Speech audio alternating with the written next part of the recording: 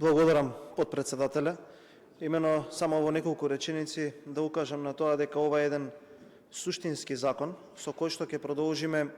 во насока на во наводници агресивно привлекување на странски директни инвестиции. Ова е законско решение во кое што изминатиот период доста работеше и директорот на технолошките индустријски развојни зони Гоце Димовски заедно со една група на пратеници. Имаше доста широка консултација со оглед дека беше поднесен во редовна постапка и самото законско решение кое што беше пристигнато во собранието претрпе доста измени, на кое што треба да се поздрави бидејќи сите иницијативи кои што беа предложени од пратениците и влегува во ова законско решение. Сакам да им честитам на вработените во таа институција бидејќи едноставно широко ги прифатија сите забелешки кои што ги има пратениците и експертите за ова законско решение.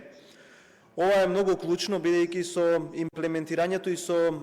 денешното изгласување и влегување во сила на овој закон, Република Македонија ќе добие една правна рамка која што е уште поробусна за привлекување на странски директни инвестиции.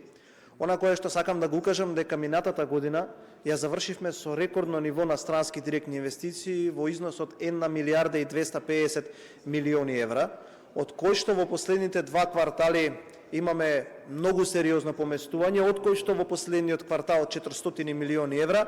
а само во месецот декември во претходната година имаме странски директни инвестиции од 168 милиони евра. Ова законско решение, помеѓу другото, уредува и сложени градежни односи кои што досега представуваа регулаторна гилотина од страна на инвеститорите, административно упростува многу процеси кои што досега биле случувани во тој однос на административни односи и замислете дава можност да самите инвеститори нивната комуникацијска мрежа која што имаат внатре во зоните да биде легално инсталирана. Досега ако сте сакале како инвеститор да инсталирате оптичка мрежа за да имате интернет, тоа не било никако опфатено со ниту еден закон. И биле приморани креативно да се снаоѓаат, но во овој момент со ова законско решение даваме можност прво сите овие односи внатре да бидат правно регулирани, а потоа даваме уште една можност да оние инвеститори кои што се наоѓаат на 50 километри од технолошко-индустријските развојни зони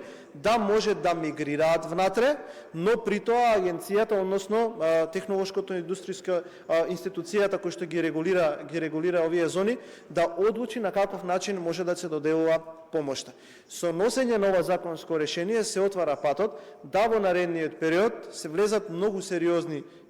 инвестиции кои што ќе бидат од неколку стотини милиони евра. Така да